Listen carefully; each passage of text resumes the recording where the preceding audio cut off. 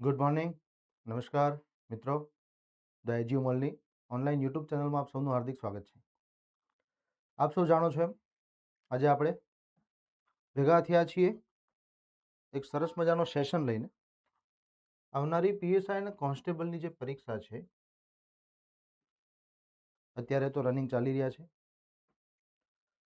ઘણા બધા વિદ્યાર્થીઓ રનિંગમાં પાસ પણ થઈ રહ્યા છે. હવે એક મોટો પ્રશ્ન એ છે કે જેમ સાહેબ રનિંગની અચાનક ડેટ આવી ગઈ એમ એક્ઝામની પણ આ જ રીતે અચાનક ડેટ આવશે તો તૈયારીમાં હવે આપણે ધ્યાન શું રાખવું, અને એમાંય જે આપણો વિષય છે પોલિટી, તો એમાં આપણે પૂરેપૂરા માર્ક મેળવી શકીએ, મહત્તમ માર્ક મળી શકે તે માટેની સ્ટ્રેટેજી શું હોઈ શકે, સૌથી વધુમાં વધુ માર્ક આપણે આ વિષયમાં કઈ રીતે મેળવી શકીએ, અને એના માટે આપણે કયા કયા ટોપિક ધ્યાનમાં રાખવાના થાય. તો સમજો પીએસઆઈ અને કોન્સ્ટેબલ આ બંને ભરતીમાં એની પરીક્ષામાં આપણા વિષયનો ગુણભાર સારો છે, અને જો પ્રયત્ન કરીએ તો આપણને એમાં પૂરેપૂરા માર્ક મળવાની શક્યતા પણ છે, નહીંતર મહત્તમ માર્ક તો આપણને મળવાના જ છે. એના માટે આપણે શું કરવું પડશે? તો સૌથી પહેલાં તમારે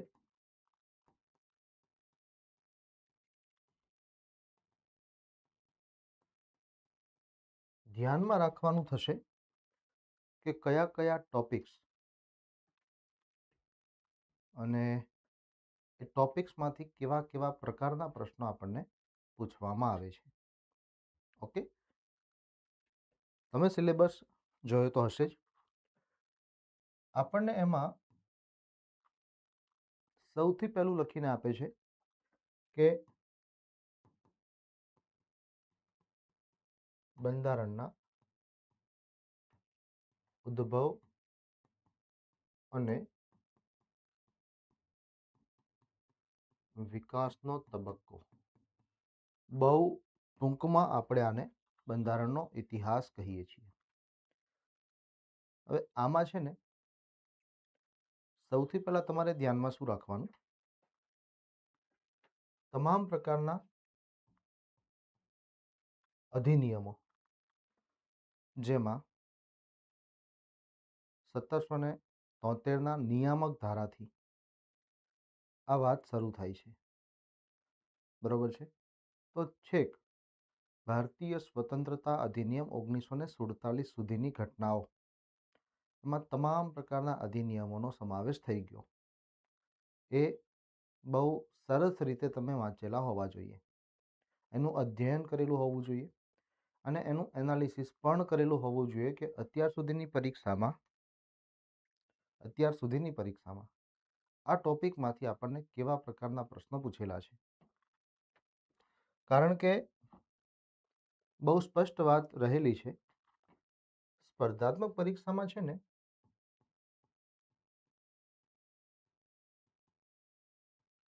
તમે જ્યારે કોઈ પણ વિષય એનું વાંચન કરો ને,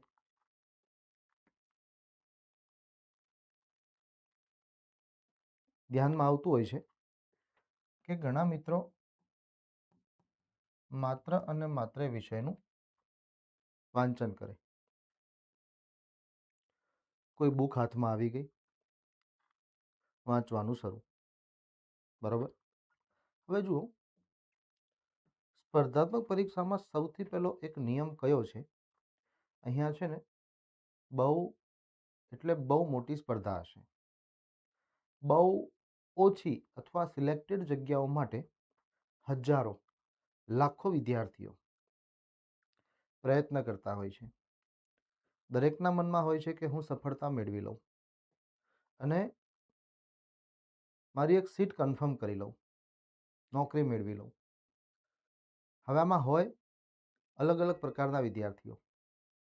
કેટલાક એવા છે જેને હજુ નવી નવી તૈયારી શરૂ કરી છે.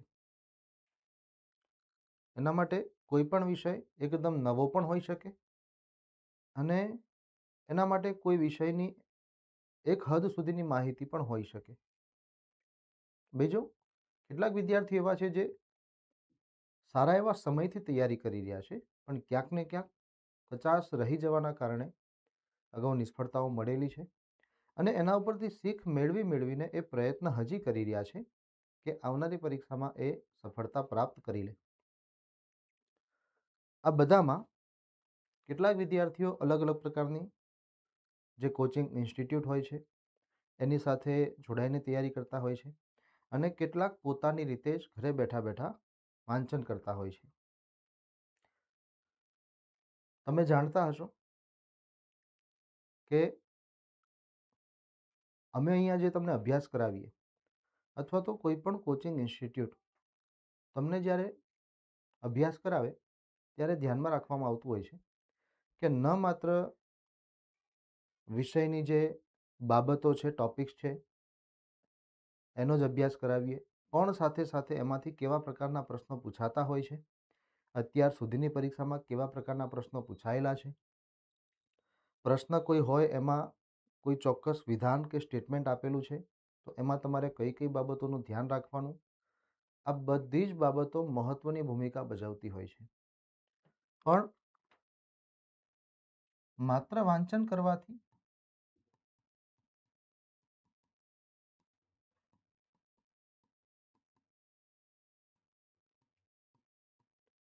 આપણને સફળતા મળે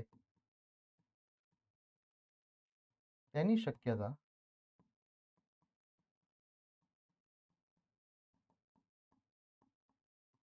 નહિવત હોય છે.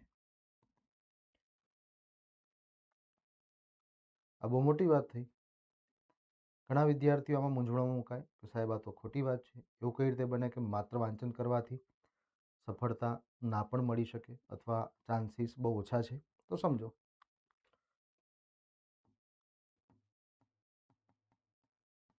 તમે વાંચનની સાથે સાથે જે ટોપિક્સ છે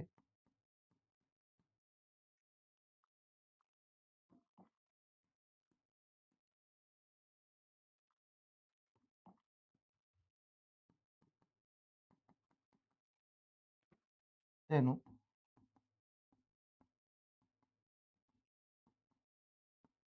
એનાલિસિસ કરો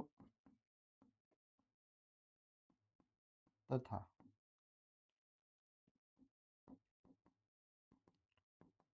સાથે ને સાથે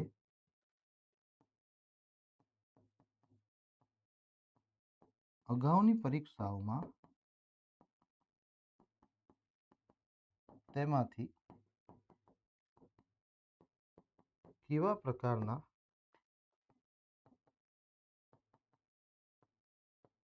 પ્રશ્નો પૂછાયેલા છે તેનું પણ અવલોકન કરવામાં આવે તો શક્યતાઓ વધી જતી હોય છે કે આવનારી પરીક્ષામાં કેવા પ્રકારના પ્રશ્નો હોઈ શકે. કોઈ સ્ટેટમેન્ટ કઈ રીતે મુકાયેલું છે અને સ્ટેટમેન્ટ સાચું છે તો કઈ રીતે, અને એ સ્ટેટમેન્ટમાં કઈ બાબતો બદલી નાખવામાં આવી કે જેનાથી સ્ટેટમેન્ટ ખોટું થઈ ગયું. આ બધું જ તમે જાણી શકો. જુઓ, એ વસ્તુ યોગ્ય જ છે અને વાત સાચી પણ છે કે ઘણા બધા પ્રશ્નો એમને એમ સીધે સીધા આવતા હોય છે, જેને તમે કહો ને ફેક્ટ બેઝ ઉપર. અને એમાંય આપણા વિષયની વાત કરીએ તો અનુચ્છેદોને લગતા જે પ્રશ્નો પૂછે છે એમાં લગભગ વિદ્યાર્થીઓને તકલીફ નથી પડતી. પણ સૌથી મોટી મૂંઝવણ એક એ જ હોય છે કે સાહેબ વિધાનવાળા પ્રશ્નો આવી જશે તો અમે શું કરીશું, અમને એમાં બહુ તકલીફો પડે છે. તો એની પાછળનું કારણ શું હોઈ શકે? વિધાનો આપણે કાં તો સમજી નથી શકતા અને કાં તો સમજીએ છીએ પણ એને જજ નથી કરી શકતા કે ખરેખર એ સાચું છે કે કેમ. બરોબર? તો આપણી આ જે ફિલ્ડ છે સ્પર્ધાત્મક પરીક્ષાની, એમાં માત્ર વાંચન જ જરૂરી નથી, પણ સાથે ને સાથે તમે એનું અવલોકન કરો, અધ્યયન કરો, અગાઉનો ડેટા કાઢો તમે કે કેવા પ્રકારના પ્રશ્નો પૂછેલા છે, એના ઉપરથી તમને જાતે અહેસાસ થશે અને તમે સમજી શકશો કે આવનારી પરીક્ષામાં આમાંથી કેવા પ્રકારની બાબતો જો પૂછવી હોય તો પૂછી શકે. સમજાય છે? બરોબર? એટલે એ સૌથી મહત્વની બાબત છે જેના ઉપર તમારું ફોકસ હોવું જરૂરી છે. હવે આ જે પાર્ટ છે ને એ સમજવા માટે તમારે ગાઈડન્સની જરૂર પડે. બરોબર? કારણ કે ઘણી બધી બાબતો એવી હોય છે જેમ કે તમે માર્કેટમાં કોઈ પણ પુસ્તક આસાનીથી ખરીદી શકો છો. વિષયને લગતું પણ, વિષયના પ્રશ્નોને લગતું પણ. અત્યાર સુધીની પરીક્ષાઓમાં પૂછાયેલા પ્રશ્નો પણ તમને કોઈ એની બુક મળી જશે. પણ તમે એને વાંચી લેશો તો વાત હરીફરીને તો ગોખવાની આવશે અને એની તો કોઈ જ ગેરંટી નથી કે એવો ને એવો જ પ્રશ્ન બેઠે બેઠો આવનારી પરીક્ષામાં પૂછાતા હોય છે પણ ગેરંટી નથી. તો એના માટે આપણે એક સરસ મજાનું પ્લાન પણ તમારા માટે કર્યું છે જે હમણાં આપણે એના ઉપર ચર્ચા કરીશું. બરાબર? તો આ જે ટોપિક છે એનું તમે આખું વાંચન કરી લો, પછી એનું અવલોકન કરો કે આમાંથી કઈ કઈ બાબતો પૂછી શકાય એમ છે. બાયફર્ગેટ કરો એને અને પછી અગાઉની પરીક્ષામાં પૂછાયેલા પ્રશ્નો કાઢો અને મેચ કરો. તમને મજા આવશે અને તમે જાતે અહેસાસ કરશો કે મેં જે બાયફર્ગેટ કર્યું એમાંથી તો ઘણા પ્રશ્નો અત્યાર સુધી પરીક્ષામાં નીકળેલા છે. મતલબ તમને ત્યાં જ ખબર પડી જશે કે તમારે ખરેખર શું વાંચવાનું છે અને શેનું એનાલિસિસ કરવાનું છે. એ જ રીતે આગળ વધવાનું છે દરેક વિષયોની અંદર. આ ટોપિક તમે કવર કરી લીધો પછી હંમેશા ધ્યાનમાં રાખવાનું, દર વખતે હું બોલું જ છું,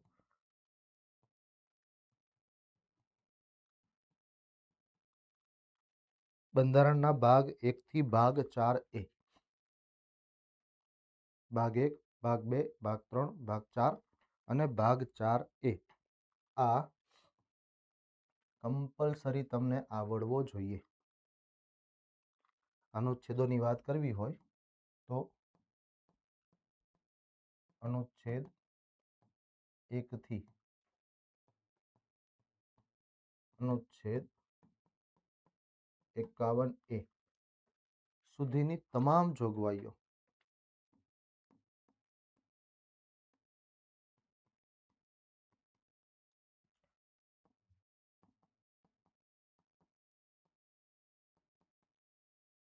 હું અહીંયા લખું છું, ફરજિયાત યાદ હોવી જોઈએ. આમાંથી ઘણા બધા પ્રશ્નો નીકળી જ જાય છે અને નીકળશે જ. બરોબર?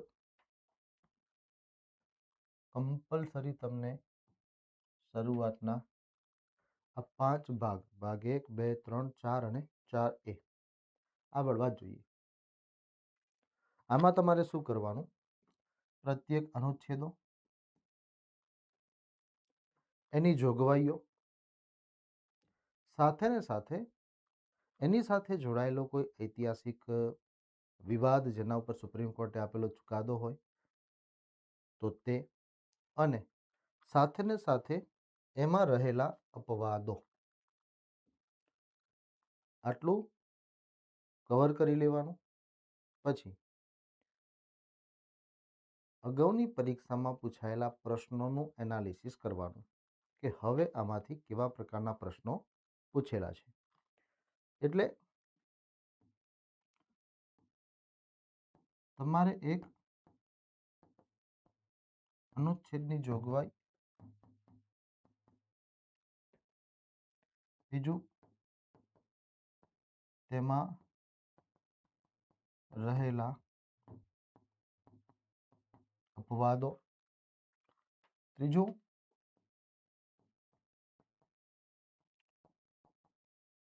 તેની સાથે જોડાયેલ કોઈ વિવાદ અને તેના પર સુપ્રીમ કોર્ટનો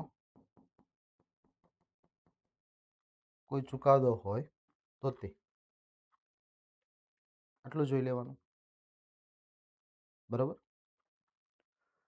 એનાલિસિસ કરી લેવાનું અને એમાંથી કેવા પ્રકારના પ્રશ્નો નીકળેલા છે એની બુક તો અવેલેબલ હોય છે માર્કેટમાં, વસાવી લેવાની અને જોઈ લેવાનું. આપણે જે સેશન ભવિષ્યમાં આયોજન કરવાના છીએ એમાં આ બધી બાબતો ઉપર ચર્ચાઓ કરવાની થશે. ઓકે, એટલે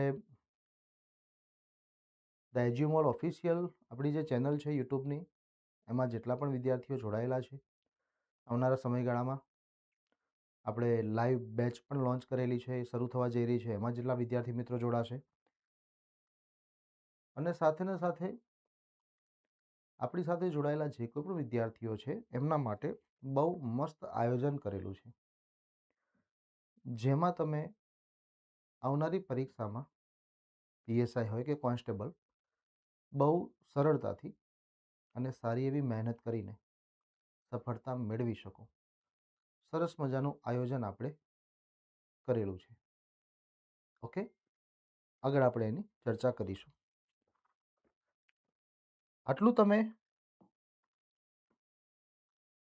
કવર કરી લીધું પછી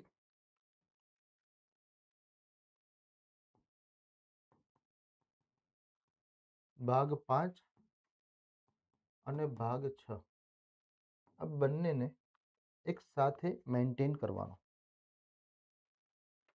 ભાગ 5માં વિષય છે સંઘ, એની કારોબારી, ધારાસભા અને ન્યાયતંત્ર, અને ભાગ 6માં વિષય છે રાજ્ય, એની કારોબારી, ધારાસભા અને ન્યાયતંત્ર.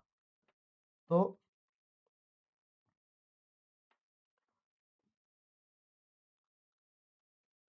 સંઘની કારોબારીમાં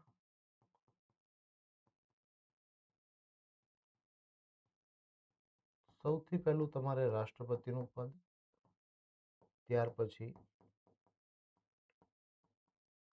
ઉપરાષ્ટ્રપતિનું પદ, વડાપ્રધાન, કેન્દ્રની મંત્રી પરિષદ,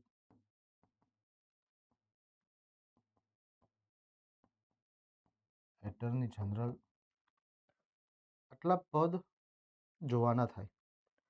એમાં મહત્વપૂર્ણ જે પદ છે રાષ્ટ્રપતિનું, એમાંથી ઘણા બધા પ્રશ્નો તમે અત્યાર સુધીની પરીક્ષામાં પૂછાયેલા જોયા હશે. હવે આમાં કરવાનું શું છે, તો એના પહેલા ધારાસભાની વાત કરી લો. તો એમાં બે ગૃહ, રાજ્યસભા અને લોકસભા, અને પછી ન્યાયતંત્રમાં સુપ્રીમ કોર્ટ. હવે ખાસ ધ્યાન આપો, રાષ્ટ્રપતિનું જે પદ છે, સૌથી પહેલા તો એક ઉદાહરણ આપી દઉં તમને. રાષ્ટ્રપતિનું પદ છે ને એ આપણે કોઈ એક જ દેશના બંધારણમાંથી એને લગતી જોગવાઈઓ લીધી નથી. આપણે અલગ અલગ દેશોના બંધારણમાંથી જે રાષ્ટ્રપતિના પદને અનુલક્ષીને અનુરૂપ લાગ્યું એને આપણે સ્વીકારેલું છે. ઉપરાષ્ટ્રપતિનું પદ છે ને એનો બંધારણીય સ્ત્રોત તમે જોઈ શકશો અમેરિકા. પણ જ્યારે રાષ્ટ્રપતિના પદની વાત આવે ને ત્યારે પણ ઘણા લોકો અમેરિકા લખીને આવતા હોય છે. ના, રાષ્ટ્રપતિની બંધારણીય સ્થિતિ છે ને એ આપણે બ્રિટન દેશના બંધારણમાંથી લીધી છે. પણ રાષ્ટ્રપતિ ત્રણેય સેનાના સર્વોચ્ચ સેનાપતિ કહેવાય, એ આપણે અમેરિકા પાસેથી લીધું. રાષ્ટ્રપતિને એમના પદ ઉપરથી દૂર કરવા માટેની જે પ્રક્રિયા છે, જેનું નામ તમે સાંભળ્યું હશે, મહાભિયોગ પ્રક્રિયા, એ પણ આપણે અમેરિકા પાસેથી લીધી છે. પણ જાણતા હશો, રાષ્ટ્રપતિને ચૂંટવાની પ્રક્રિયા છે ને એ આયર્લેન્ડ પાસેથી લીધેલી છે. એટલે અલગ અલગ સ્ત્રોત છે, તમે કોઈ એક સાથે સરખાવી ન શકો. બરોબર, આવી બાબતો. ત્યાર પછી એ પદ ભોગવવા માટેની લાયકાતો, ત્યાર પછી ચૂંટણી વ્યવસ્થા, એના પછી શપથ, પગાર ભથ્થા, કાર્યકાળ, હોદ્દા પરથી દૂર કરવાની કોઈ પ્રક્રિયા હોય તો તે, આ બધું તમારે જોવાનું. અને પછી મેઇન પાર્ટ આવે રાષ્ટ્રપતિની સત્તાઓ, એના ઉપર ખાસ ફોકસ કરવાનો. હવે સમજો,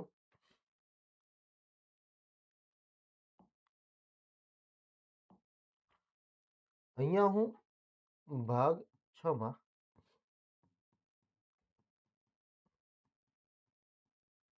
તમને રાજ્યોની કારોબારી બતાવવા માંગુ. તો એમાં આપણે શું લખીએ છીએ? રાજ્યપાલ, પછી મુખ્યમંત્રી, રાજ્યની મંત્રી પરિષદ, ત્યાર પછી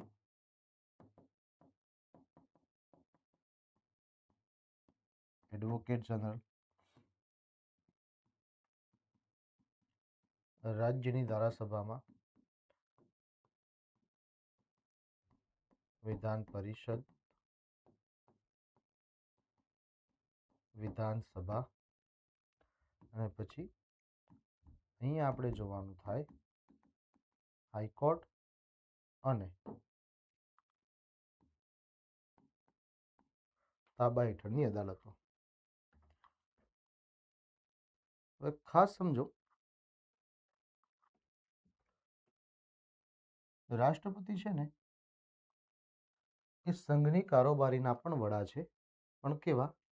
નામ માત્રના. કારોબારીની વાસ્તવિક સત્તા છે ને એ વડાપ્રધાન પાસે છે. એ સંઘની કારોબારીના વાસ્તવિક વડા કહેવાય છે, જે મંત્રી પરિષદને વિશ્વાસમાં રાખીને, સાથે રાખીને નિર્ણયો લેતા હોય છે. પણ એ જે કોઈ પણ નિર્ણયો લેશે એ લેશે બધા રાષ્ટ્રપતિના નામે. સેમ વસ્તુ મારે અહીંયા બોલવી છે રાજ્યપાલ વિશે. તો રાજ્યપાલ એ રાજ્યની કારોબારીના વડા છે, પણ નામ માત્રના. રાજ્યની કારોબારી વાસ્તવિક રીતે મુખ્યમંત્રી પાસે છે, વાસ્તવિક વડા છે, અને એ રાજ્યની મંત્રી પરિષદને સાથે રાખીને, વિશ્વાસમાં રાખીને બધા નિર્ણયો લેતા હોય છે, કામગીરી કરતા હોય છે, અને જે કંઈ પણ કરશે કોના નામે? રાજ્યપાલના નામે. તો સમજો, તમારે ધ્યાન તો તૈયારી, વાંચન, એનાલિસિસ કરતી વખતે રાષ્ટ્રપતિના પદ ઉપર પૂરેપૂરું ફોકસ રાખવાનું, અને એ સરસ મજાનું તમે સમજી જાઓ એટલે રાજ્યપાલનું પદ તમારા માટે સરળ થઈ ગયું. બરોબર? સંઘમાં જે સત્તાઓ રાષ્ટ્રપતિને પ્રાપ્ત છે એમાંથી અમુક અપવાદોને બાદ કરતા મોટાભાગની સત્તાઓ રાજ્યપાલ પાસે પણ રહેશે. એટલે આ પોર્શન તમે જોઈ લો ને, સંઘની કારોબારી અને ધારાસભાનો, તો આ પોર્શન તમારા માટે ઇઝી થઈ જાય સમજવો, મેન્ટેન કરવો, રાજ્યની કારોબારી અને ધારાસભાનો. એટલે સમજવાનું તો તમારે આ જ છે, એના ઉપરથી આ બધું મેનેજ કરવાનું થાય. અભ્યાસમાં સરળતા લાવવાની હોય. એમ ચોપડીના જેટલા પેજો બધા તમે ક્રમિક વાંચતા જાઓ તો ભેગું ન થાય. એનાલિસિસ પણ કરવું પડે, અને જ્યાં તમે સરળતા લાવી શકો એમાં સરળતા પણ લાવવાની થાય. સમજાય છે? વડાપ્રધાનનું પદ તમે ભણી લીધું, વાંચી લીધું, એટલે તમારા માટે મુખ્યમંત્રીનું પદ સરળ થઈ ગયું. ખાસ અનુચ્છેદો સાચવવાના રહેશે, જોગવાઈઓ લગભગ મળતી હશે. સમજો, રાજ્યસભા લોકસભાનું અધ્યયન તમે કરી નાખ્યું એટલે વિધાન પરિષદ, વિધાનસભા તમારા માટે એક હદ સુધી સરળ થઈ જાય. અલગથી પછી એમાં તમારે મહેનત એટલી બધી ન કરવાની આવે જેટલી તમે આમાં કરી હોય. બરોબર? બીજું, સરકારો સામે કયા કયા પડકારો રહેલા છે, રાજ્યપાલની રાજ્યને લઈને ભૂમિકાઓ શું રહેલી છે, એના ઉપર કેવા કેવા પ્રકારના વિવાદો થયેલા છે, અને કોઈ ચોક્કસ કેસ હોય તો એના પર સુપ્રીમ કોર્ટે કેવા પ્રકારના ચુકાદાઓ આપેલા છે, એ બધું તમારે સાથે ને સાથે જોવાનું થાય. ઘણી વખતે આ બધું જ્યારે ચર્ચામાં લઈએ ત્યારે વિદ્યાર્થીઓના મગજમાં, મનમાં એક મોટો પ્રશ્ન આવે, સાહેબ આ બધું પણ અમારે પીએસઆઈ કોન્સ્ટેબલ માટે કરવાનું થાય? તો હા, અત્યાર સુધીની માનસિકતા કેવી રહેલી છે કે ક્લાસ 3 એટલે બધું બેઝિક જ હોય છે. પણ છેલ્લા 2-3 વર્ષનું તમે એનાલિસિસ કરો અને જેટલી પણ પરીક્ષાઓ લેવાઈ, સમજી ગયા છો. ઘણા બધા પ્રશ્નપત્રો તો એવા હતા આપણા ક્લાસ 3ના કે તમને એમ લાગે કે સાહેબ આ તો કોઈ યુપીએસસીનું પેપર હોય. અગાઉની જે પેલી તલાટીની પરીક્ષા હતી એમાં ઘણા બધા વિદ્યાર્થીઓને બહુ ખરાબ તકલીફોનો સામનો કરવો પડ્યો. કારણ શું હતું? એવી માનસિકતા અને એવા ખોટા લોકોની સલાહો લીધી કે ભાઈ ક્લાસ 3માં એટલું બધું નહીં વાંચવાનું, એટલું બધું ડિટેલમાં નહીં જવાનું, આમ નહીં કરવાનું, તેમ નહીં કરવાનું, ફેક્ટ ઉપર વધારે ફોકસ કરવાના. આપણે બેઝિક પણ જોવાનું થાય અને એકદમ ડિટેલમાં પણ એનું અધ્યયન કરવાનું થાય.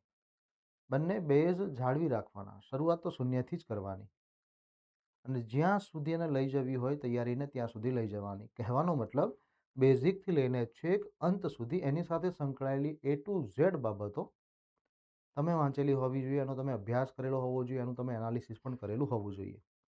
આવનારું પેપર કેવું હશે, અત્યારે આપણે માત્ર એનો અંદાજો લગાવી શકીએ. સાબિતી સાથે તો નથી જ બોલી શકતા કે આવું જ હશે એમ. અને એવું નથી, આપણી પાસે એવી કોઈ સાબિતી નથી. તો પછી બેટર રસ્તો કયો છે? તમામ બાબતો પર ફોકસ રાખો અને બહુ ઊંડાણમાં અભ્યાસ કરો. પણ પહેલેથી જ ઊંડા ન ઉતરી જાઓ. બેઝિક ક્લિયર કરો, એનો જે બેઝ છે મજબૂત કરો, સામાન્ય બાબતો છે ધ્યાનમાં રાખો અને પછી આગળ વધતા જાઓ અને ઊંડા ઉતરતા જાઓ. પેપર કેવું હશે તો આપણે નક્કી ન કરી શકીએ, પણ જેવું પણ હોય આપણને તકલીફ નહીં પડે એવી મહેનત તો આપણે કરી શકીએ. તો હરીફરીને વાત ત્યાં જ આવે છે. બરોબર?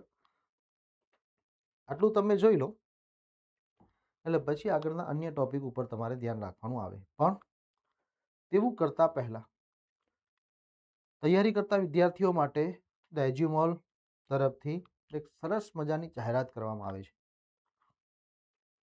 હમણાં જ એકાદ 2 દિવસની વાત તમે જાણતા હશો. ગૌણ સેવાની ઓફિશિયલ વેબસાઇટ ઉપર ખબર નહીં શું ખામી હોય, પરીક્ષાની તારીખ ફરતી થઈ ગઈ હતી. ભરતી આવ્યા વગર, નોટિફિકેશન આવ્યા વગર, ભરતી જાહેર થયા વગર સીધી પરીક્ષાની તારીખ જાહેર થઈ ગઈ. ઇતિહાસમાં પણ કદાચ પહેલી વાર આવું બન્યું હશે કે ભરતી જાહેર નથી થઈ, એનું નોટિફિકેશન નથી આવ્યું, એના સાથેના આરઆર ડિક્લેર નથી થયા, પણ તારીખ જાહેર કરી દીધી. તો એ સીસીની જે ભરતી ગમે ત્યારે આવે એમ છે આજકાલમાં, એની પણ તૈયારી કરતા વિદ્યાર્થીઓ માટે સીસી પ્રિલિમનો કોર્સ છે ને એજ્યુમોલની એપ ઉપર સંપૂર્ણપણે ફ્રી ઓફ કોસ્ટ મૂકેલો છે. ખાસ ધ્યાનમાં રાખજો, સીસીની પ્રિલિમનો કોર્સ છે. બરોબર? અને તમે જાણો છો જે જાહેરાત ભરતી થઈ રૂલની, તો 150 માર્કનું પ્રિલિમ થઈ ગયું છે. એમાં 60 માર્કનું તો ખાલી રિઝનિંગ જ મૂક્યું છે અને 30 માર્કનું મેથ્સ છે, 90 માર્ક થઈ ગયા. તો એ સીસી પ્રિલિમ્સનો ખાસ તૈયાર કરાયેલો કોર્સ તમામ વિદ્યાર્થીઓ માટે સંપૂર્ણપણે ફ્રી છે. તમારે કરવાનું શું છે? એજ્યુમોલની એપ ડાઉનલોડ કરવાની છે. બરોબર? તમે એજ્યુમોલ એપ લખશો ગૂગલ પ્લે સ્ટોરમાં એટલે આવી જશે અને એને ડાઉનલોડ કરી દો. જે માહિતી છે તમે પ્રોવાઈડ કરો, તમારું નામ, સરનામું, આ તે બધું, અને આ કોર્સની તમે મજા માણો. અમે અપેક્ષા એવી રાખતા હોઈએ છીએ કે કોઈ પણ ભરતીમાં વિદ્યાર્થીઓને સફળતા પ્રાપ્ત થઈ જાય. પોલીસની ભરતી ચાલી રહી છે, રનિંગ ચાલે છે, પણ આંકડાઓ આપણી નજર સામે જ આવતા હોય છે કે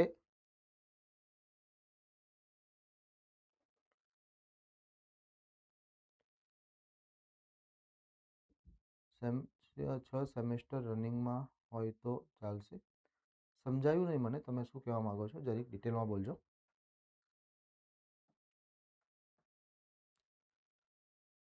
રનિંગમાં પણ ઘણા બધા વિદ્યાર્થીઓને નિષ્ફળતા મળી છે, નથી રનિંગ ક્લિયર થઈ શક્યું.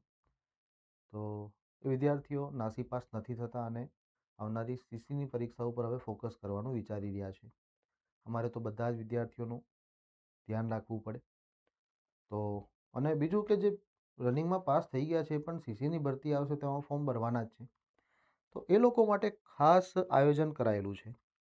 મેક્સિમમ શેર કરજો, જેથી કરીને તમારા અને તમારા જ સાથી મિત્રો આનો લાભ લઈ શકે. કોઈ ચાર્જ નથી. કોલેજમાં લાસ્ટ યર હોય તો સીસીમાં ચાલશે, ગ્રેજ્યુએટ જોશે. એના માટે છે ને કરણભાઈ, આપણે નોટિફિકેશનની રાહ જોઈ લઈએ. એના જે રૂલ્સ હશે ને એમાં ચોખ્ખું લખેલું હશે અને લગભગ તો વાંધો નહીં આવે, તેમ છતાં પણ વેઇટ કરી લેવી સારી. બરાબર? કારણ કે નવા આરઆર શું આવે છે નોટિફિકેશનની સાથે એ તો આવશે ત્યારે જ આપણે જોઈ શકીશું. બરાબર? પણ ત્યારે પણ આપણે એના રીતે યુટ્યુબ સેશનમાં આવીને સમજીશું, જેથી કરીને તમારા જેવા જે વિદ્યાર્થી મિત્રો છે જેને અસમંજસતા છે ઘણી બધી બાબતોને લઈને, એ ક્લિયર થઈ જાય. બરાબર? ચિંતા ના કરતા, પણ તૈયારી ચાલુ રાખજો. બરાબર? ઘણી વખત એવું થતું હોય છે, ઘણી ભરતીમાં નથી ચલાવતા અને ઘણી ભરતીમાં ફ્લેક્સિબલ રહે છે કે ભાઈ લાસ્ટ સેમ હશે અને જો એક્ઝામ પહેલાં એ લોકોનું ક્લિયર થઈ જતું હશે સેમિસ્ટર તો કોઈ ઇશ્યુ નથી. પણ રાહ જોઈ લો. આપણે અત્યારે એના ઉપર કોઈ ચર્ચા ન કરીએ એ જ સારું. કારણ કે હું એમ કહી દઉં કે ના ના ચાલશે અને ના ચલાવે, હું એમ કહું ના ચાલે અને ચલાવી લે, એટલે આવે એટલે આપણે જોઈ લઈશું. બરાબર? ચિંતા ના કરો. તો રેડી? સીસી કોર્સ પ્રિલિમ્સનો જે છે એ સંપૂર્ણપણે ફ્રી છે. કોઈ ચાર્જ તમારે ચૂકવવાનો નથી. ખાલી કરવાનું શું છે, એજ્યુમોલ એપ ડાઉનલોડ કરવાની છે અને એમાં કોર્સ હશે, એની તમારે મજા લેવાની છે. બરાબર? ચાલો પછી હવે આગળ વધીએ પાછા. જુઓ, બે શબ્દો છે જે તમે સિલેબસમાં જોશો: બંધારણની લાક્ષણિકતા અને એક છે એનું અંતર્નિહિત માળખું.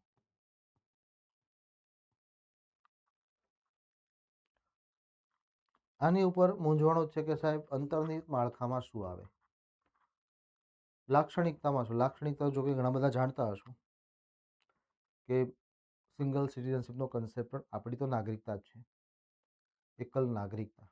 બરાબર? ઘણી બધી બાબતો એવી છે જે આપણે લાક્ષણિકતામાં જોતા હોઈએ છીએ. હું તો એમ કહેતો હોઉં છું કે કોઈ વિદ્યાર્થીને ખબર ના પડે, આખું બંધારણ વાંચી લેવાનું, આખું બંધારણ વાંચી લેવાનું અને એની સાથે જોડાયેલા બધા જ પ્રશ્નોનું એનાલિસિસ કરી લેવાનું. આવું જ્યારે બોલું ત્યારે પણ ઘણા બધા વિદ્યાર્થીઓને મૂંઝવણ થતી હોય, સાહેબ વિષય તો બહુ મોટો છે, લાંબો છે, ઘણું બધું વાંચવાનું થાય, ઘણું બધું સમજવાનું થાય. તો ભાઈ આપણી પાસે સમય છે અને આરામથી બધું થઈ શકે, જો કરવું હોય તોની વાત છે. એટલે મૂંઝાવાનું નહીં, વાંચી લેવાનું. પણ ન માત્ર વાંચવાનું, એનું એનાલિસિસ પણ કરવાનું અને સમજવાનું અને એને લગતા અત્યાર સુધીની પરીક્ષામાં પૂછાયેલા પ્રશ્નોનું અધ્યયન પણ કરી લેવાનું. તો જ કોઈ ટોપિક તમારો કમ્પ્લીટલી પૂરો થશે. માત્ર વાંચવાથી નહીં. વાંચવાથી થતું શું હોય છે, આજે મેં વાંચી લીધું 2 કલાક ઊંધું નાખીને, હવે કાલે બીજો વિષય લઈશ, પરમ દિવસે ત્રીજો વિષય લઈશ, 5-6 દિવસ પછી મને આજનું જ વાંચેલું કદાચ નવું લાગી શકે કે આ બધું મેં ક્યારે વાંચ્યું હતું. અને એમાંથી કોઈ પ્રશ્ન આવે તો મારે બહુ સમય લેવો પડે કાં તો વિચારવા માટે. અને પરીક્ષામાં તમને ખબર છે સમયની તો બહુ માથાકૂટ રહેતી હોય છે. બરાબર?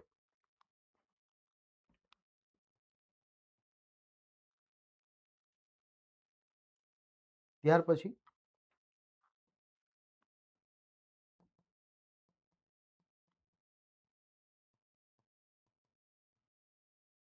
અલગ અલગ જેટલી પણ બંધારણીય સંસ્થાઓ છે એ જોઈ લેવાની,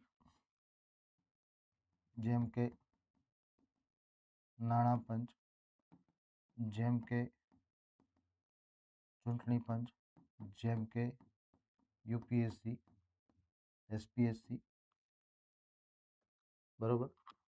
ત્યાર પછી ત્રણેય જાતિઓના જે રાષ્ટ્રીય આયોગો છે, national commission four schedule caste, national commission four schedule tribe, national commission four backward classes.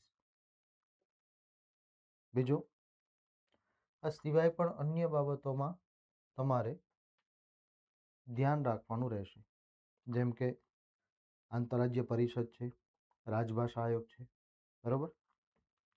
સાથે ને સાથે તમારે ગેરબંધારણીય સંસ્થાઓ પણ જોઈ લેવાની. ગેરબંધારણીય સંસ્થાઓ એટલે એવી સંસ્થાઓ જેને બંધારણના કોઈ ચોક્કસ અનુચ્છેદ અંતર્ગત વ્યાખ્યાયિત કે સીમાંકિત નથી કરવામાં આવેલી. એવી ઘણી બધી ગેરબંધારણીય સંસ્થાઓ છે જે તમારે જોઈ લેવાની થાય, જેમ કે નેશનલ ગ્રીન ટ્રિબ્યુનલ છે, એનજીટી, રાષ્ટ્રીય વિકાસ પરિષદ છે, એનડીસી, નેશનલ ડેવલપમેન્ટ કાઉન્સિલ, પછી મહિલા આયોગ છે, કાયદા પંચ છે, નીતિ આયોગ છે, પછી સીબીઆઈ છે, સીવીસી છે, લોકપાલ, લોકાયુક્ત, પછી લઘુમતી માટેનું જે આયોગ છે, એવા જેટલા પણ તમને ગેરબંધારણીય સંસ્થાઓના સંદર્ભો બુકમાં આપેલા હોય, રાષ્ટ્રીય માહિતી આયોગ હોય, રાજ્ય માહિતી આયોગ હોય, બધું જોઈ લેવાનું. બરાબર. માનવાધિકાર આયોગ છે, એમાંથી પ્રશ્નો નીકળતા હોય છે. ઓકે, તો એ બધી ગેરબંધારણીય સંસ્થાઓ તમારે જોઈ લેવાની. એમાં વૈધાનિક, કારોબારી, નિયમનકારી, અર્ધ ન્યાયિક બધી સંસ્થાઓનો સમાવેશ થઈ જાય. આપણે એનો એક સરસ મજાનો લેક્ચર એરેન્જ કરીશું, જેથી કરીને તમારા માટે પણ એ સરળ થઈ જાય.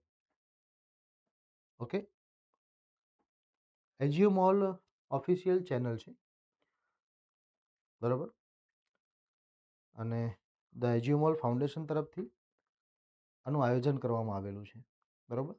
અને આપણે અહીંયા રેન્ડમલી મળતા રહીશું સમયાંતરે. ઓકે,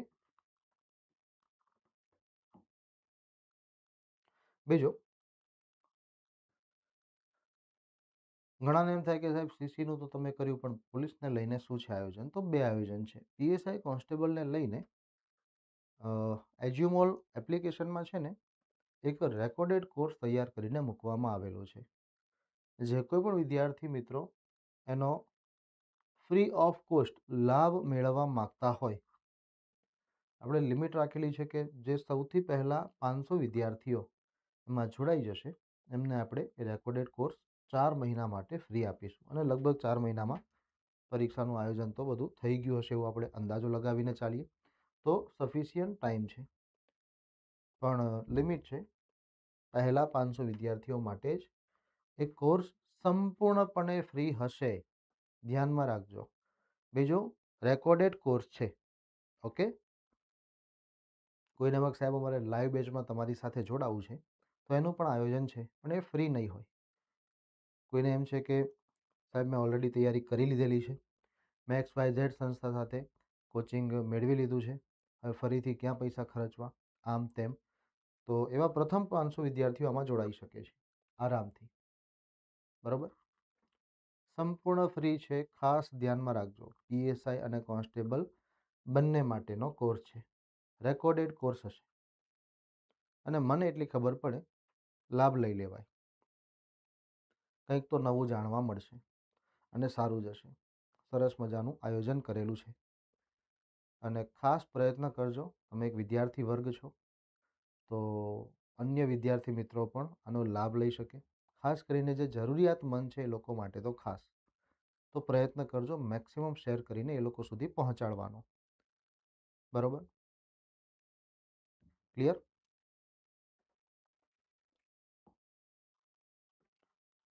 અન્ય બાબતોમાં તમારે શું ધ્યાનમાં રાખવાનું થાય, શું વાંચવાનું થાય?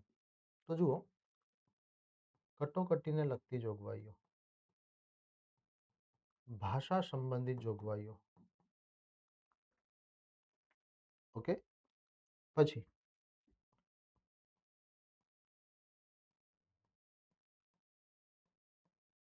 અનુસૂચિત અને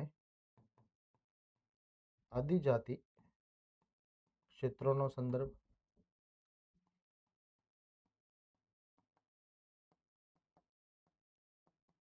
સંઘ રાજ્ય વચ્ચેના ધારાકીય, વહીવટી અને નાણાકીય સંબંધો આપણા સિલેબસમાં મુકાયેલો બંધારણનો નવો ટોપિક છે.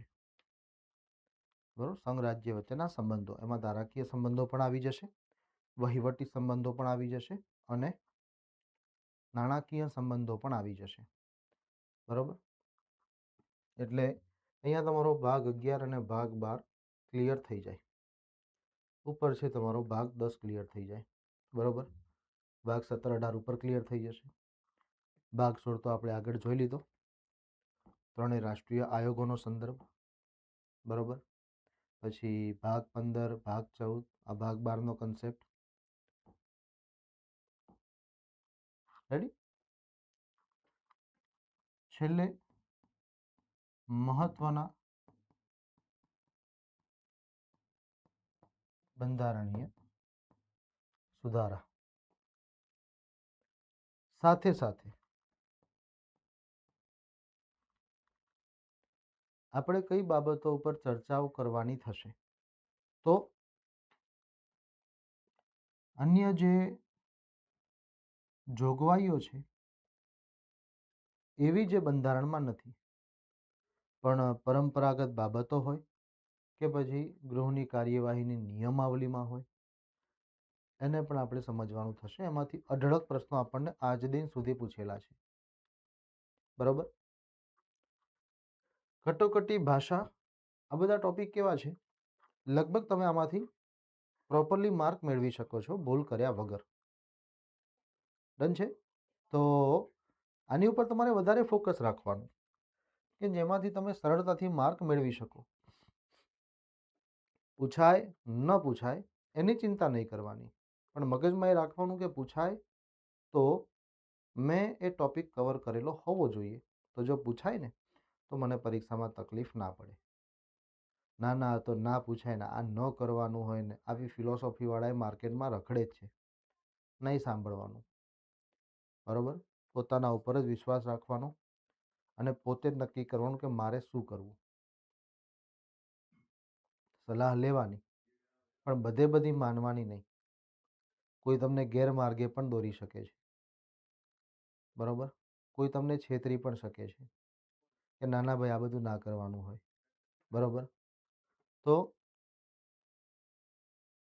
સમજો, હવે જોઈ લેવાનું. હું તો દર વખતે જ સલાહ આપતો હોઉં છું, કારણ કે ઘણા બધા વર્ષોથી મેં ઘણી બધી પરિસ્થિતિઓ વિદ્યાર્થીઓની જોઈ છે, કેવી રીતે કોઈની વાતોમાં આવીને હેરાન થતા હોય છે, એ પણ મેં જોયેલું છે. એટલે એવું નહીં રાખવાનું, આત્મવિશ્વાસ રાખો. બરોબર, પોતાના ઉપર ભરોસો રાખો. તમે જે કરી રહ્યા છો બધું બરોબર જ છે, જે દિશામાં ચાલી રહ્યા છો, જે રીતે અભ્યાસ કરી રહ્યા છો, વાંચી રહ્યા છો, બરોબર જ છે. બસ ખાલી એ ન ભૂલી જાઓ કે આની સાથે સાથે તમારે આમાંથી અત્યાર સુધીની પરીક્ષામાં પૂછાયેલા પ્રશ્નોનું પણ એનાલિસિસ કરવાનું છે. હું વારંવાર બોલતો આવ્યો છું આજના સેશનમાં, એટલે ધ્યાન રાખજો, બહુ મોટી વાત કહેવાશે. બરોબર, ક્લિયર છો મિત્રો? હવે કયા કયા ટોપિક્સ કવર કરવાના એ તો આપણે જોઈ લીધું, પણ સાહેબ હવે એના કોઈ મુદ્દા, એમાંથી પૂછાયેલા પ્રશ્નો, મહત્વના પ્રશ્નો, એ બધું લઈને આપણે ભેગા થતા રહીશું. તમારી પરીક્ષા ન આવે ત્યાં સુધી આપણે મળતા રહીશું, ચિંતા ન કરો. ઓકે. પણ જે વિદ્યાર્થી મિત્રો અમારી સાથે જોડાઈને અભ્યાસ કરવા માંગતા હોય તો બે ઓપ્શન છે એમના માટે. એમાં એક ઓપ્શન છે ઓનલાઈન અને એક ઓપ્શન છે ઓફલાઈન. અહીંયા બંને મોડ્યુલ કમ્બાઈન છે. પીએસઆઈની પ્રતિષ્ઠા પીએસઆઈ બેચ આપણે લોન્ચ કરેલી છે. પ્રિલિમ્સ મેઇન્સ માટેની લાઈવ બેચ પણ છે અને ઓફલાઈન બેચ પણ છે. આ લાઈવ બેચ છે, તમે જો આમાં જોડાવા માંગતા હોય તો એમાં આપણે આયોજન કરેલું છે કે શરૂઆતમાં જે વિદ્યાર્થીઓ જોડાય એમના માટે આપણે એક ઓફર જેવું કંઈક રાખીએ. બીજું, 1લી તારીખથી જ બરોબર આ બેચ શરૂ થાય છે. સમય સવારે 10 થી 12 વાગ્યાનો, એટલે 2 કલાકનું તમારું લેક્ચર હશે. બીજું ખાસ ધ્યાનમાં રાખજો, આ સિવાય કોન્સ્ટેબલની તૈયારી કરતા વિદ્યાર્થીઓ માટે પણ બેચ છે. એવું નથી કે માત્ર પીએસઆઈ. અને તમને હું બતાવી દઉં, બીજું એક આપણું આયોજન છે આ રીતે. ફૂલ ડે બેચ લોન્ચ કરેલી છે કે સાહેબ દોડવાની પ્રેક્ટિસ તમે ગ્રાઉન્ડ ઉપર જઈને કરતા હતા, સારામાં સારી પ્રેક્ટિસ કરી અને અમે રનિંગ ક્લિયર કરી લીધું છે, પાસ થઈ ગયા છીએ. હવે અમારે એવી ટીમ સાથે અભ્યાસ કરવો છે જે અમને વિશ્વાસ અપાવી શકે, અમને મહેનત કરાવી શકે. તો અમે મહેનત કરવા માટે તૈયાર છીએ અને અમે સફળતા મેળવી શકીએ. તો એ વિદ્યાર્થીઓ માટે ખાસ આયોજન છે. PSI constable full day batch છે. 1 તારીખથી જ શરૂ થશે. એનો ટાઈમ 10 થી 12નો જ છે. ખાસ ધ્યાનમાં રાખવાનું છે, જે વિદ્યાર્થી જોડાશે ઓફલાઈન મોડ્યુલમાં એને ઓછામાં ઓછા 10 કલાક અહીંયા ફરજિયાત આપવા પડશે વાંચન માટે. તૈયારી તમને અહીંયા જ ટીમની નજર સામે કરાવવામાં આવશે. એવું નહીં કે 2 કલાક ભણાવી લીધા પછી તમને છૂટા કરી દીધા, હવે તમારે જે કરવું એ કરો, લાઇબ્રેરીમાં જાઓ, ઘરે જાઓ, રૂમ પર જાઓ, વાંચો, સૂવો, અમારે શું, એવું નહીં. સમય છે આપણી પાસે તો મથી લેવાય. 10 કલાક ફરજિયાત લાઇબ્રેરીનું વાંચન હશે.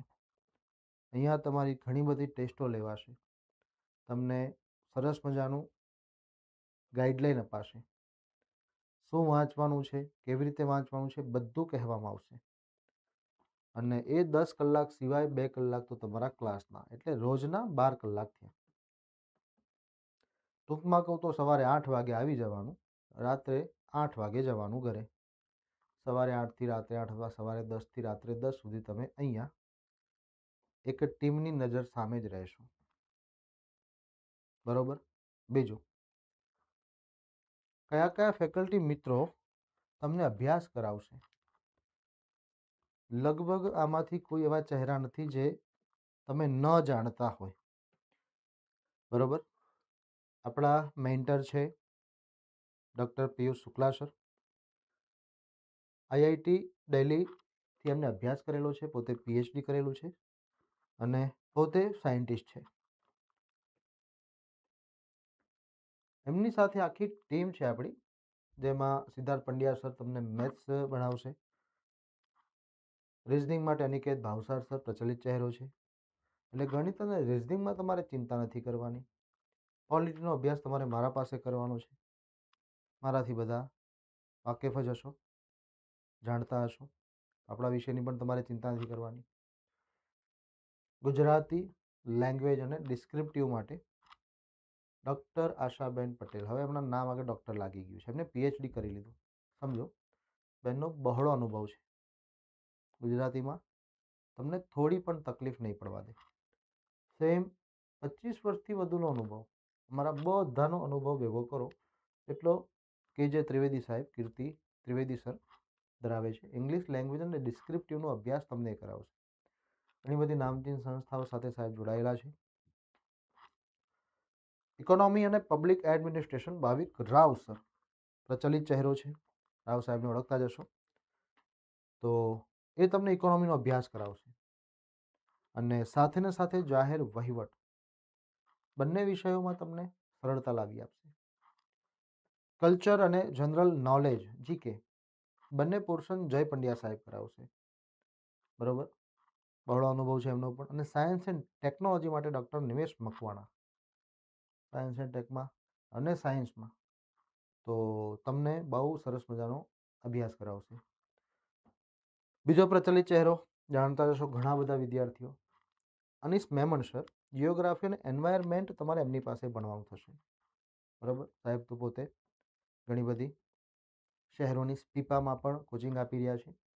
અને બીજો પ્રચલિત ચહેરો ઋષિ વ્યાસ સર.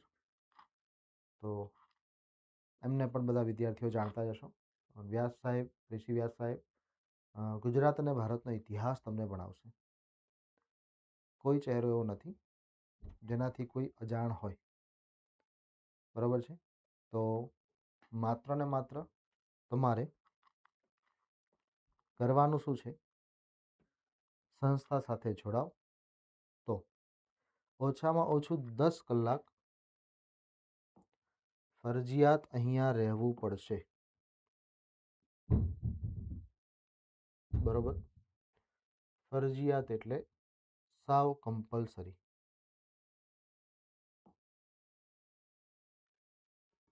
એમાં કોઈ બાંધછોડ કરવામાં નહીં આવે. રેડી?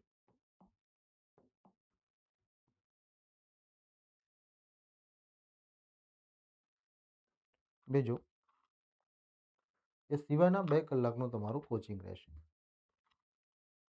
આ એવું નથી કે રોજ 2 જ કલાક તમારે લેક્ચર રહેશે. જેમ જેમ અનુકૂળ હશે એમ એમ આપણે લેક્ચરનો સમય વધારતા રહીશું. 2ના 3 કલાક પણ કરીશું, 4 કલાક પણ કરીશું. એમાં તમારે ચિંતા નથી કરાવવાની, કારણ કે તમારે તો ઓછામાં ઓછા 12 કલાક અહીંયા જ રહેવાનું છે. સરસ મજાની લાઇબ્રેરી, બરોબર, આધુનિક ક્લાસરૂમની વ્યવસ્થા, બધું જ છે. એ ટુ ઝેડ વ્યવસ્થાઓ છે તમારા માટે. કોઈ વખત તમે આવો તો મુલાકાત લઈ શકો છો.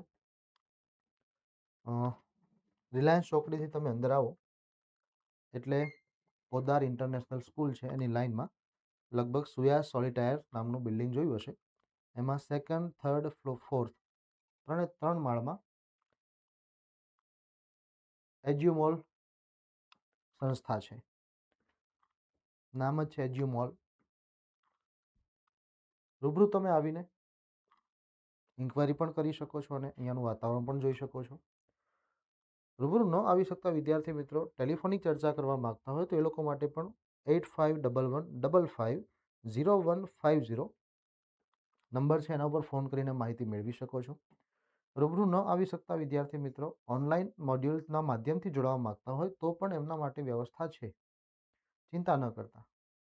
બસ આ રીતે તમે જોડાઓ. અમે તમને તૈયારી કરાવવા માટે એકદમ સરસ મજાનું આયોજન કરીને બેઠા છીએ. પછી ચિંતા તમારે નથી કરવાની. તમારે માત્ર ને માત્ર કરવાની છે મહેનત. એ પણ અહીંયા જ કરાવવામાં આવશે. બરાબર? 10-10 કલાક આ રીતે તમે ઓછામાં ઓછા 3-4 મહિના, જ્યાં સુધી પરીક્ષા ન આવે ત્યાં સુધીનો સમય આપી દો, એટલે મને નથી લાગતું કે તમને લગભગ તકલીફ થાય. બરાબર?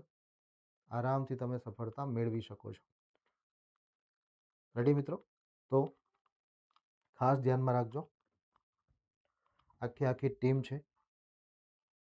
દરેક નામાંકિત ચહેરાઓ છે તમારી સમક્ષ. આમની પાસે તમારે ભણવાનું છે, ઓનલાઈન પણ ઓફલાઈન પણ. અને આમાંથી જ કોઈ આવતા રહેશે 10 કલાક દરમિયાન તમારી ઉપર ધ્યાન રાખવા માટે, તમને સમજાવવા માટે, તમને ગાઈડ કરવા માટે. સાથે સાથે સંસ્થાની પણ અલગથી એક આખી ટીમ છે જે પર્સનલી તમારું ધ્યાન રાખશે કે તમે 10 કલાક શું કર્યું, શું કરી રહ્યા હતા. હું તમને તમારી રીતે વાંચવા નથી છોડી દેવાના. કારે લાઇબ્રેરી બેસી જાઓ, વાંચો. ના, એવું નથી. બધી જ વ્યવસ્થા છે. ક્લિયર મિત્રો? તો આયોજન છે સરસ મજાનું. જે વિદ્યાર્થીઓ જોડાઈ શકતા હોય આસાનીથી જોડાઈ શકો છો. અમે અહીંયા હાજર જ છીએ. રેડી? અને હજી કોઈ વિદ્યાર્થી અજાણ હોય તો એજ્યુમોલ ઓફિશિયલ દરેક પ્લેટફોર્મ પર અવેલેબલ છે. તમારે ધ એજ્યુમોલ ઓફિશિયલ સર્ચ કરવાનું યુટ્યુબ. એની ચેનલ છે, સબસ્ક્રાઈબ કરી લેવાની. પેલું બેલ બટન છે, બેલ આઇકોન છે, દબાવી દેવાનું, તમને નોટિફિકેશન મળતી રહે. ફેસબુક પેજ પણ છે, જોડાઈ જાઓ. અને ટેલિગ્રામમાં પણ ચેનલ છે, ઇન્સ્ટાગ્રામમાં પણ પેજ છે. દરેક જગ્યાએ ફોલો કરી દો એટલે અહીંયાથી જે કોઈ પણ અપડેટ છે તમારા સુધી સરળતાથી પહોંચી શકે અને તમે પણ આ બધી અપડેટ્સ સરળતાથી મેળવી શકો. ક્લિયર મિત્રો? અપેક્ષા રાખું છું. આજના સેશનમાં આપણે ટોપિક્સની વાત કરી અને મેં તમને સમજાવ્યું કે કયા કયા ટોપિક્સ ઉપર તમારે ધ્યાન રાખવાનું છે. હવે દર વખતે આપણે જ્યારે પણ ભેગા થશું ત્યારે આમાંથી પ્રત્યેક ટોપિક ચર્ચામાં લેતા રહીશું. ન માત્ર એનો અભ્યાસ કરીશું પણ સાથે ને સાથે એમાંથી કેવા પ્રકારના પ્રશ્નો પૂછેલા છે, કેવા પ્રકારના પ્રશ્નો પૂછી શકે, મહત્વના પ્રશ્નો કેવા હોઈ શકે, આ બધું જ અવલોકન કરતા રહીશું જ્યારે જ્યારે મળીશું ત્યારે. રેડી? તો ખાસ જે વિદ્યાર્થી મિત્રો લેટ જોડાયા હોય એ પણ આખો વિડીયો આરામથી જોઈ લેજો અને છેલ્લે આને શેર કરવાનું ન ભૂલતા અન્ય વિદ્યાર્થી મિત્રો પણ આનો લાભ લઈ શકે એ પ્રયત્ન તમે કરજો અમારા વતીથી. અને મળીશું આપણે ફરીથી નેક્સ્ટ સેશનમાં.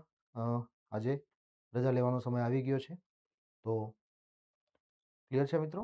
જે કંઈ પણ ચર્ચાઓ કરી આશા રાખું છું આપને અંદાજો આવ્યો હશે, મજા પણ આવી હશે અને સંસ્થાનો જે અભિગમ છે સમજી ગયા હશો. કંઈ પણ છે, નંબર આપેલો છે, કોન્ટેક્ટ નંબર, એના ઉપર તમે ફોન કરી શકો છો. 85 11 55 0 150, બરાબર? નહીં તો 85 115 50 150 ફોન કરી લેવાનો. રૂબરૂ આવવા માગતા વિદ્યાર્થી મિત્રો ગાંધીનગરમાં કુડાસણ ખાતે જ સુયા સોલિટાયર સેકન્ડ ફ્લોર એજ્યુમોલ નામની સંસ્થા છે. રૂબરૂ મુલાકાત લઈ શકો છો. મળીશું ફરીથી આપણે નેક્સ્ટ સેશનમાં અને પ્રત્યેક સેશનમાં આપણે આવી જ કોઈ મહત્વપૂર્ણ બાબતો જે આપણા વિષયને લગતી હશે એને લઈને ભેગા થતા રહીશું, ચર્ચાઓ કરતા રહીશું. મળીએ નેક્સ્ટ ટાઈમ. Thank you.